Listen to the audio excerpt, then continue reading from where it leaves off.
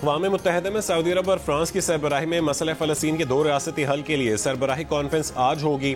वज़ीर आज़म शहबाज शरीफ भी इजलास में शिरकत करेंगे।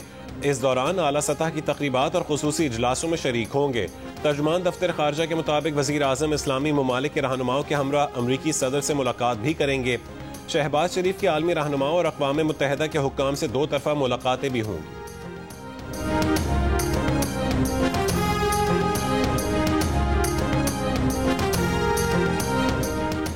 बरतानिया, कनाडा और ऑस्ट्रेलिया ने फ़लस्तीन को आज़ाद रियासत तस्लीम कर लिया। पुर्तगाल ने भी फ़लस्तीन को बाज़ाब्ता तौर पर रियासत तस्लीम कर लिया। अमरीका ने फ़लस्तीनी रियासत को तस्लीम करना नुमाइशी इक़दाम करार दे दिया। अमरीकी महकमा खारजा का कहना है कि अमरीका की तरजीह संजीदा सिफारतकारी है, नुमाइशी ऐलानात नहीं। इसराइली वज़ीर आज़म नेतन्याहू की हठधर्मी बरकरार, कहा कोई फ़लस्तीनी रियासत नहीं बनेगी। मगरबी किनारे में यहूदी आबादकारी के इक़दामात जारी रहेंगे।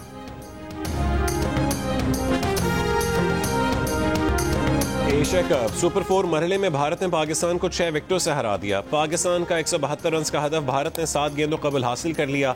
अभिषेक शर्मा और शुभमन गिल ने पहली विकेट पर 105 रन की शराकत बनाई। अभिषेक शर्मा 74 और शुभमन गिल 47 रन बनाकर नुमाया रहे।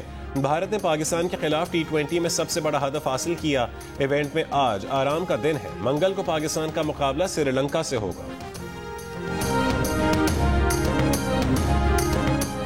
एशिया कप में भारत के खिलाफ पाकिस्तानी टीम ने अच्छा आगाज किया। साहबजादा फरहान और फ़खर जमान ने जारहाना अंदाज अपनाया। साहबजादा फरहान 58 रन बनाकर आउट हुए। फ़खर जमान 15 रन बनाकर आउट करार दिए गए। साइम अयूब और मोहम्मद नवाज 21, हुसैन तल्लत 10 रन बनाकर आउट हुए। सलमान अली आगा ने 13 जबकि फ़हीम अशरफ ने सिर्फ 8 गेंदों पर 20 रन बनाए और आउट नहीं हुए। पाकिस्तान ने 5 विकेटों के नुकसान पर 171 रन बनाए।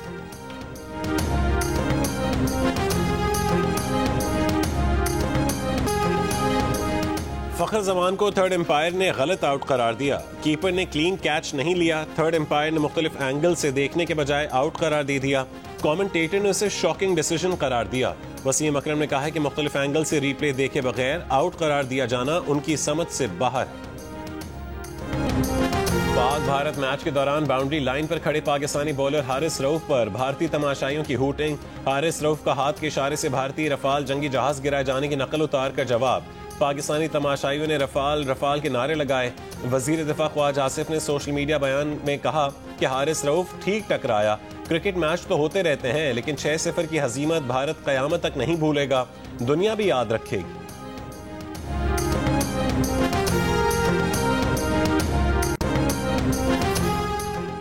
टैक्स छुपाने वाले जूलर्स के खिलाफ कार्रवाई के लिए FBI ने 60,000 से ज्यादा जूलर्स का डेटा इकट्ठा कर लिया। पहले मरहले में लाहौर, रावलपिंडी, फैसलाबाद और मुल्तान के ताजरों की फहरिस्त तैयार। ज़राए का दावा है कि बेशतर जूलर्स अपनी आमदनी कम जाहिर करके टैक्स छुपा रहे हैं। 60,000 में से सिर्फ 21,000 जूलर्स FBR के साथ रजिस्टर्ड हैं। सिर्फ 10,524 ने टैक्स रिटर्न्स दाखिल की।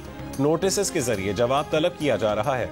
FBR हुक्काम का कहना है कि किसी ताजर और सनतकार को बिला वजह नोटिस नहीं देंगे।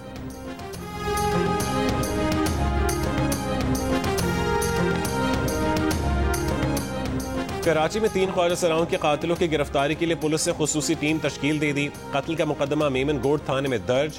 हुक्काम का कहना है कि वाक़े को हाई प्रोफाइल केस के तौर पर देख रहे हैं। गुज़श्ता रोज मोटरवे M9 के करीब झाड़ियों से 3 गोलियां लगी लाशें मिली।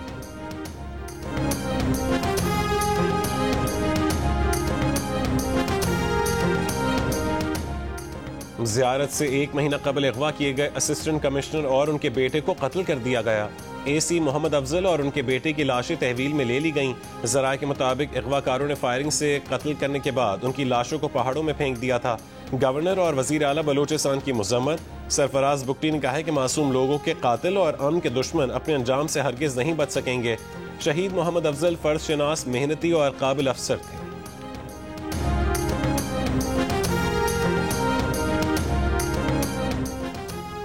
अफगान वजारत दिफा के सरबरा का कहना है कि बगराम एयरबेस पर कोई मुआहदा मुमकिन नहीं है। कुछ लोग सियासी डील से बगराम एयरबेस वापस लेना चाहते हैं। अफगानिस्तान की 1 इंच जमीन पर भी मुआहदा मुमकिन नहीं। अफगानिस्तान की जमीन पर किसी मुआहदे की हमें जरूरत नहीं है। अमरीकी सदर ने कहा था कि अगर अफगानिस्तान ने बगराम एयरबेस वापस ना दी तो संगीन नताइज होंगे। M5 10वें रोज भी ट्रैफिक के लिए बंद। जलालपुर पीरवाला के करीब 20 किलोमीटर एरिया में मोटरवे 13 से ज्यादा मकामात से मुतासिर। जलालपुर पीरवाला में नौराजा भट्टा के टूटने वाले बंद को पुर करने के काम शुरू कर दिया गया। 20 रोज पहले नौराजा भट्टा का बंद दरियाए सतलुज के सैलाब से टूट गया था। वजीर आला पंजाब मरियम नवाज आज भावनगर में फ्लड रिलीफ कैंप का दौरा करेंगी, सहूलियात का जायजा लेंगी, राशन और इमदादी सामान भी तकसीम करेंगी।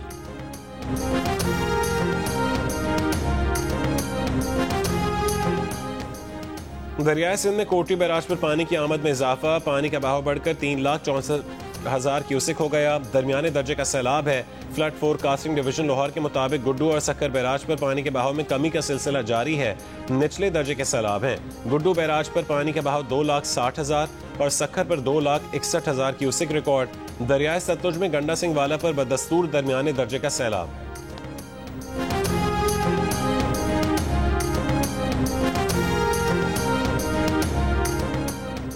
जिला मटियारी में दरियाए सिंध में पानी के बहाव में इजाफा। पानी का बड़ा रेला SM बचाव बंद भानोट के मकाम से गुजर रहा है।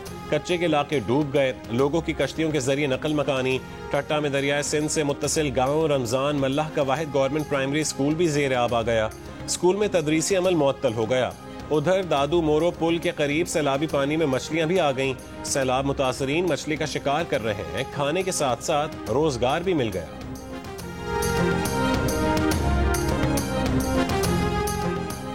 तोशाखाना 2 केस आखिरी मराहिल में दाखिल। स्पेशल जज सेंट्रल ने आज नैब के तफ्तीशी अफसर को बयान रिकॉर्ड करवाने के लिए बुलाया। समात अडियाला जेल में होगी। बानी PTI और बुशरा बीबी को कमरे अदालत में पेश किया जाएगा।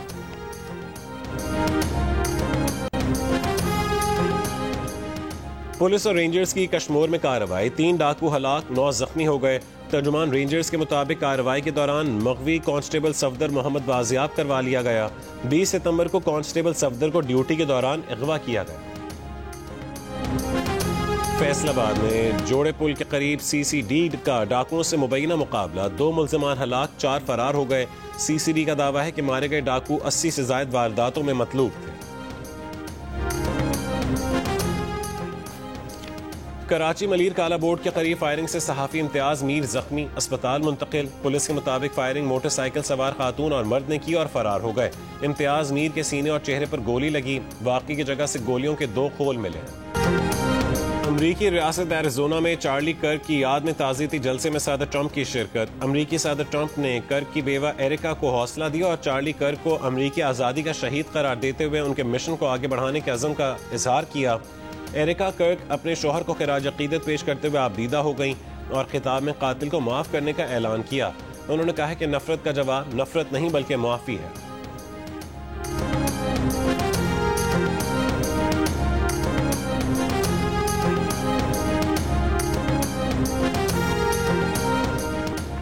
बांग्लादेश में डेंगू तेजी से फैलने लगा। 24 घंटे में डेंगू से 12 अमवात, 740 नए केसेस रिपोर्ट हुए। रवां साल बांग्लादेश में डेंगू से 189 अमवात हुई और तकरीबन 42,000 अफराद डेंगू से मुतासर हो चुके हैं। बच्चे डेंगू से ज्यादा मुतासर हो रहे हैं।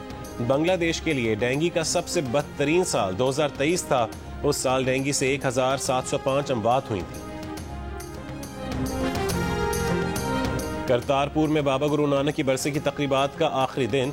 आज इख्तितामी तकरीबात होंगी। मुल्क और बैरून मुल्क से बड़ी तादाद में सिख यात्री करतारपुर पहुंचे। भारत ने तकरीबात में शिरकत के लिए यात्रियों को आने की इजाजत नहीं दी। पाकिस्तान और जनूबी अफ्रीका की विमेंस टीमों के दरमियान तीसरा और आखिरी वनडे मैच आज खेला जाएगा।